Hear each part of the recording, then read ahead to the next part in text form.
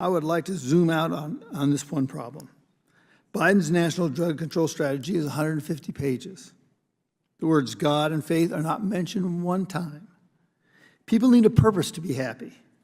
To quote Robert F. Kennedy, I know that's awful hard, quote, unemployment kills, end of quote. The gentleman is somehow looking for some kind of religious test, which is explicitly forbidden in the Constitution to people for public office in the drug control strategy. What about the free exercise clause? What about the establishment clause of the Constitution, which says that the Congress shall make no law respecting an establishment of religion? I beseech my colleagues, I will read any book, any magazine, any speech you've given that you want me to read. Read this report and come back and tell me if you think Donald Trump did the right thing in converting the White House into a for-profit operation. No other president in American history has come anywhere close. And you ask why he's so determined to stay in office that he would unleash violence against his own vice president, the brother of your colleague, of our colleague. Why would he do that? It's because it was a money-making operation, and it was a great business grift for a guy who went bankrupt several times. And yet, out of some misguided partisan loyalty, you're going to stick with him. I don't even know why you stick with him. He was a Democrat longer than he was a Republican. He wanted to run for president on the Reform Party. You guys have been taken over by an absolute con man. And now you're acting like members of a religious cult who don't even remember how you got in the first place. We say return the profits. Donald Trump, $7.8 million. I've got a letter, Mr. Chairman, I'm going to share with you telling Donald Trump to return these $7.8 million. It's a small fraction of what he raked in. We want to know about the other 2 years in office. We want to know about the other businesses, not just those 4 that we were able to get information on. And we want to know about every country on earth, not just the 20 autocracies and dictatorships that we found. This is our government. This is our Constitution. And we're going to stand up for it against Donald Trump and anybody who follows him to the path of oblivion. Abraham Lincoln started your party as a third party to replace the Whigs because they wouldn't take a moral stand against slavery. It was a pro-freedom, anti-slavery, pro-union, pro-honesty party. And your party has been reduced to a corrupt, authoritarian cult of personality. And everybody does whatever Donald Trump tells them to do, which is what we're doing here today with this stupid attempt to hold Hunter Biden in contempt when he has come forward to say he will testify and give you everything you want, as the chairman of the committee repeatedly offered in public. So forgive my outrage and indignation, but enough is enough. Let's get back to the business of the people, as Ms. Chair Brown recognizes said. Mr. Higgins for 5 minutes. Same nation that defended Nazism in World War II must now defeat an internal rot promoting the same senseless violence and hatred of Jewish people. It is a sad fact, but this type of anti-Semitic hate is being promoted by a small group of members in this body, chiefly Representative Tlaib. We must hold her accountable. And what about the members who defended conspiracy theorist Alex Jones and stated that Sandy Hook and Parkland mass murders of dozens of school children were staged by Hollywood to generate support for gun safety? That's not even a matter of opinion, but adjudicated positive fact. And still, the Constitution protects your right to be wrong about facts unless you're deliberately defrauding or cheating someone out of something like money or campaign contributions. What of all of those members who have followed the former president in advancing the big lie that he actually won the 2020 election? Should we convert the 60 federal and state court decisions rejecting claims of election fraud and corruption into discipline and punishment of members who still cling to that view? There is a reason that last week's hearing, the university presidents of Harvard, Penn, and MIT made history as the most watched congressional testimony in history with over 1 billion views. It was pathetic, amoral, and inhumane, and by God, the world heard it. And as I said in the hearing, it does not depend on the context. As attacks against Jewish students have skyrocketed on campuses across America, we clearly have tremendous work ahead of us, Mr. Speaker, to address this rot of anti-Semitism that is now rooted in our once premier higher education institutions. And we will not be deterred by this important work. Now, I hold no brief for the college presidents overly legalistic, ethically tone-deaf answers awkwardly advanced in response to Ms. Stefanik's rapid-fire yes-no questions. It should not be difficult for anybody to say that in the age of rampant gun violence and lax Republican gun laws, which have put tens of millions of AR-15s into circulation in our society, anyone calling for genocide of the Jews or anyone else should be sent immediately a campus security detail to see if they pose the risk of harm to other people or if they need an immediate mental health exam. And if there's not an imminent threat, surely the call for genocide of the Jews by definition constitutes a hostile learning environment and should occasion aggressive disciplinary action. So where was the common sense on the part of the college presidents? But where is the common sense in the Congress of the United States of America?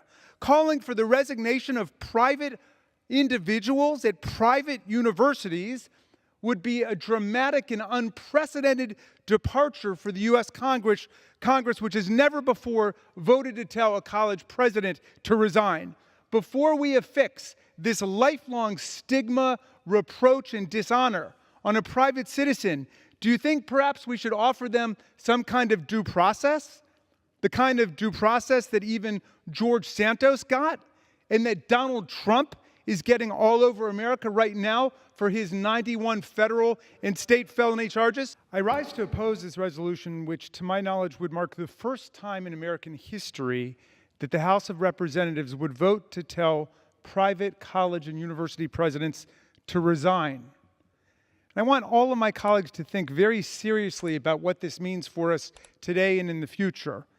We're all profoundly disturbed by the resurgence of anti-Semitism and racism in campus towns, including death threats, serious death threats against Jewish students at Cornell, and actual shootings and attempted murder of 3 Palestinian American students in Burlington, Vermont. We all want to express our outrage in House resolutions, which we've done more than 20 times as a House of Representatives, and numerous times even since October 7th. For example, on November 2nd, we passed House Resolution 798, which condemned all forms of anti-Semitism on college campuses, denounced any support for terrorist groups on campus, reaffirmed the free speech rights of Jewish students and faculty, and urged enforcement of federal civil rights laws to protect Jewish students against anti-Semitism. So why do we need this resolution? Well, the only thing new about it is that it would have the U.S. House of Representatives call specifically for the resignation of 2 college presidents, a call that has been slipped in at the bottom of page 2 of the resolution. This extraordinary passage comes close to being what the Constitution calls a bill of attainder, which is the unconstitutional imposition by Congress on a specific citizen or citizens of a criminal punishment or stigma by the Congress itself. Although this resolution is not a criminal punishment or stigma against specific citizens, it is undoubtedly a civil punishment and stigma against specific American citizens. How many of you would like the president of the college where you went or where your children go to be walking around with a congressional resolution telling them to resign? Everyone knows that this will be an academic scarlet letter and a professional death sentence for anyone carrying it around. Does anyone think that UPenn's President Liz McGill, who's already resigned in the face of Ms. Stefanik's ceaseless campaign to force her out, will ever be able to find another college presidency? Give me a break. Should Harvard President Claudine Gay, who was the first Haitian American ever to serve in that position, and Sally Kornbluth, who is Jewish, get the chance to explain what they are actually doing to combat racism and anti-Semitism at their schools and what they have done in their lives and in their careers to oppose anti-Semitism and racism, which are the gateway to destruction of liberal democracy? Do we care about that? Or is this just a bunch of drive-by talking points?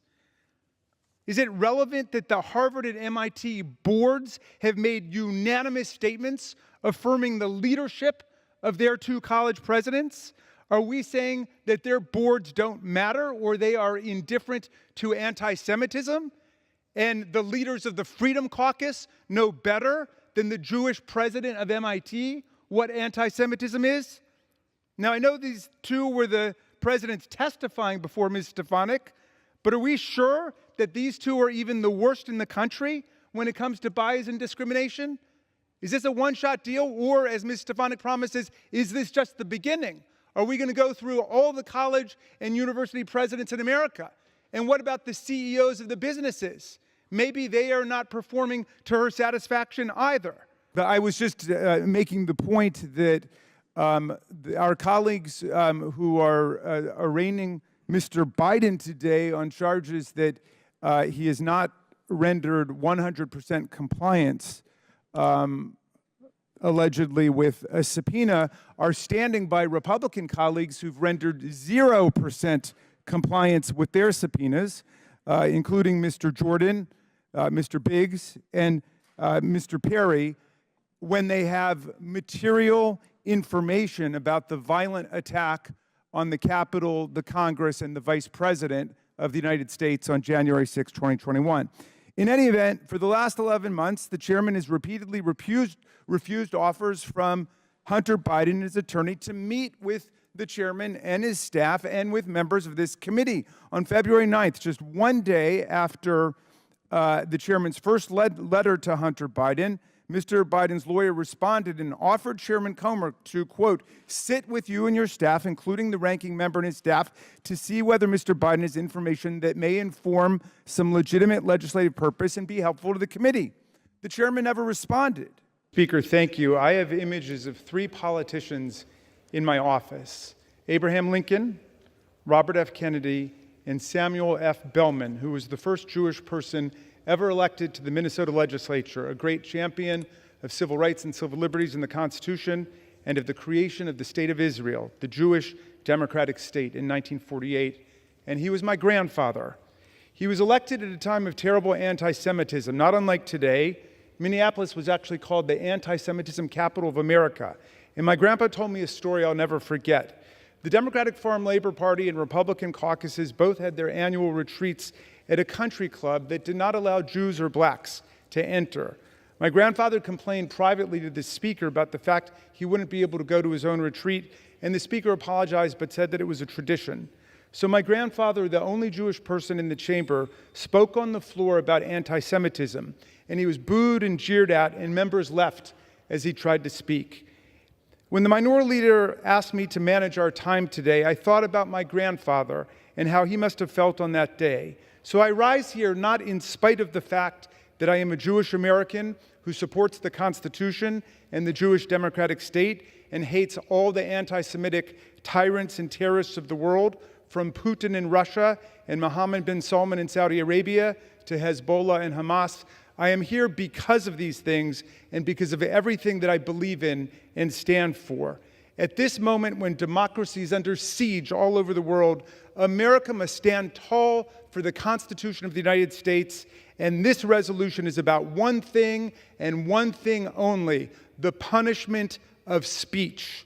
So we have the chance to show the world what the American Constitution means and how we hold fast to our core principles, even when we're drawn away from them by our passions and our righteous anger. The Constitution is the supreme law of the land, and the very heart of it is our First Amendment, which protects every citizen's freedom of speech and says Congress shall make no law abridging it. The freedom to speak includes the freedom to disagree, the right to think radically differently from the majority about important things, or else it is no freedom at all. It's easy to defend freedom of speech for people when you agree with them. The test for each member today is whether you can defend freedom of speech for people when you most fundamentally and vehemently disagree with them. The First Amendment is like an apple, and everybody wants to take just one little bite out of it. Left-wing speech, right-wing speech, sexist speech, feminist speech, homophobic speech, pro-LGBTQ speech, anti-war speech, pro-war speech, religious speech, sacrilegious speech. Everybody just wants one bite out of the apple. But you know what? At the end of the day, once everybody's taken his or her bite, you know what's left? Nothing. The left offers endless benefits. In other words, dependency, because dependent population votes for the providers of those benefits. But a human being needs a purpose. a good job, the ability to provide for a family, a belief in a creator in order to be happy. He or she doesn't need lockdowns and destroy their small businesses. He or she doesn't need free needles and syringes so they can inject themselves with deadly drugs. He or she doesn't need lower wages and more crime to thank illegal and alien invasion. That only raises anxiety. Thank you, Mr. Chairman. I'm surprised to hear my colleague from Arizona say some of the things he's saying. First of all, the purpose of our government is laid out very clearly in the preamble of the Constitution. We the people, in order to form a more perfect union, establish justice, ensure domestic tranquility, provide for the common defense, promote the general welfare, and preserve to ourselves and our posterity the blessings of liberty, ordain the Constitution. So surely it can make a difference in terms of people's individual lives and individual paths to recovery. People will derive sources of strength from many different places, including religious faith, including their friends and their family, including psychology and so on. But the idea that our drug strategy is flawed because it doesn't put religion at the center seems to me to be preposterous. And the gentleman also said no matter how you try to intercept it, it's going to make it worse. On the contrary, what I've heard from Dr. Gupta is that the new technologies of interception are working in order to reduce the flow of fentanyl into the country. Dr. Gupta, you say in the National Drug Control Strategy, saving lives is our North Star. What are you doing to save lives and prevent overdoses, and how does this differ from what was happening before? Thank you, Congressman, Ranking Member, for that question. It is really important we meet people where they are today because of the crisis. One of those things is to make sure that we have naloxone or Narcan available to people when they're overdosing. As a doctor, I've seen people come into the emergency room 5 times sometimes in the same day. I've not judged them, but I do feel that saving that life was important to me. Make sure that they have a chance at getting into treatment. We're expanding treatment with telehealth, with expanding the ability. Congress was instrumental in making sure removing the X waiver that now goes from 129,000 doctors to almost 2 million doctors in this country. And then we're making sure that we're putting technology. I was down in Arizona, saw a 445% increase in detection. 38 million pills is what Customs and Border Protection told me down there at the border. So you're saying that the technology is working? It is absolutely working. That your strategies of interception are not failing, and we shouldn't surrender to the fatalism which says there's nothing that can be done about it other than everybody go home and pray about it. How are you addressing mental illness as an underlying cause of substance abuse? Thank you, Ranking Member. Mental illness and drug addiction go hand in glove, and they overlap with each other. And it is really important that we address both the mental health, social isolation, as well as addiction as piece of that. Just yesterday, the President announced the importance of parity, or day before yesterday, the importance of parity enforcement to make sure that people with physical health and mental health get the same level of care and not discriminated against. That's one of the reasons for not getting Americans the help they need, and the President is completely focused on that. I read a fascinating article that I want to submit to the record, Mr. Chairman, called How to Stop the Mexican Cartels, Stop Supplying Them with Guns. And it makes the point that 75 to 90% of Mexican drug cartel firearms come from U.S. manufacturers and U.S. gun stores. As I understand it, there's only one gun store in all of Mexico. There's a much stricter control on firearms there. And the firearms that are being used by the cartels that are pumping fentanyl into our country are armed by American gun manufacturers.